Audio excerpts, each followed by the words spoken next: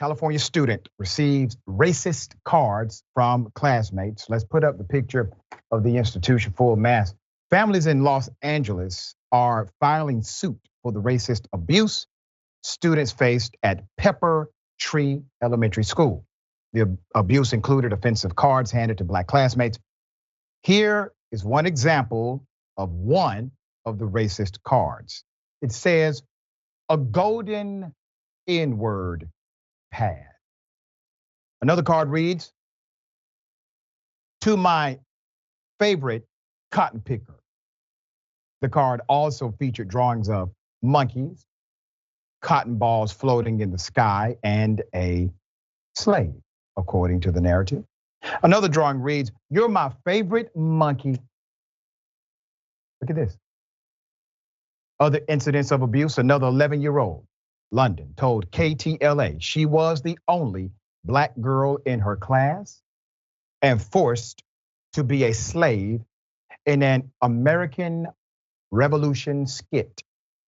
Her brother, Rome, said he was repeatedly called monkey by his peers and his teacher never did anything about it. Now, some will push back and say, "Doc, maybe this was, a neophyte teacher, an educator who was trying to teach the right lesson and just got it wrong." I see those comments all the time. Let me ask you this question. Every time a school teacher is on my show doing something like this, have you ever wondered why it is only Black people they would like to teach lessons about? You ever wondered why teachers aren't getting in trouble for, I don't know, mimicking the Holocaust? Those stories aren't here. Typically, stories like this. Response from the district, here it is.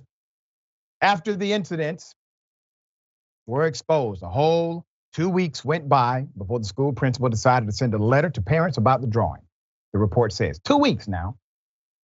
The following day, the Upland Unified School District Board president uploaded a video response condemning the students' actions.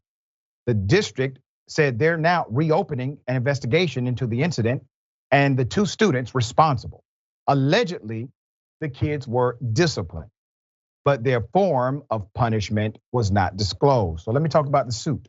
The attorneys at the Cochran Law Firm, we actually have Cochran Law Firms all over the country, but the Cochran Law Firm in Los Angeles are representing the families in individually filed claims for damages against the school district. The parents are citing civil rights violations and violations of the state's education code and their pending lawsuit.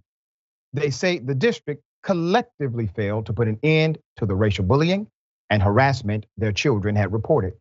The district has 45 days to respond to either accept liability or deny the claim. If they deny, the lawsuit will be filed. They have to go through this administrative bureaucracy per law. All right, let's keep it 100.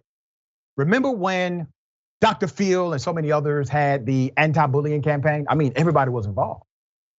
Anti-bullying campaign, so much so that even the federal government said, if your school decreases the number of bullying incidents per year, we're going to give you more federal money. So schools started to get creative, especially institutions that had significant background as it relates to racism or race-based incident. They started to classify these racial incidents as horseplay or rude conversation, anything but bullying. They literally decoupled the element of racial bullying and said that's just something else, and focused their attention on the other forms of bullying without properly reporting.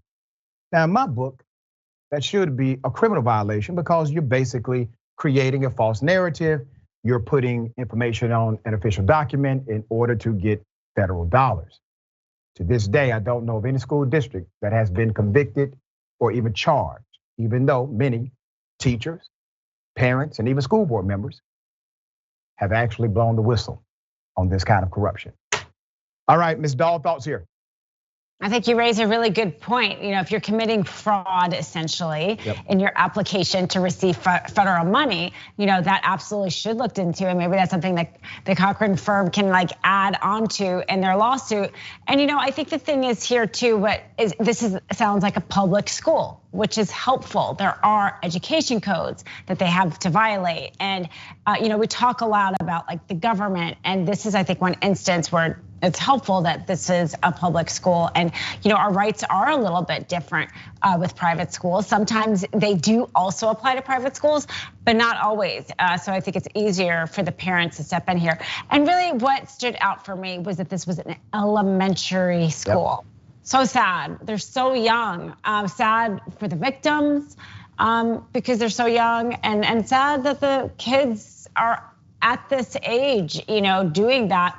So aside from the lawsuit, hopefully, as we know, yes, there's discipline, but there needs to be a larger conversation. That's right. Why is this happening? And parents it's usually because of the parents, but you can't obviously directly educate the parents, but they have a chance, to maybe shift these children's perspective, because that's really what they are, is children. And as we know, it's just gonna get worse if they get older, if they don't change their perspective. Yeah, you can educate parents. You send the student home, tell them they cannot come back to this institution until the parent comes to the institution. That teaches the parent a lesson, and you have a good conversation with them. Let them know this will not continue in the future.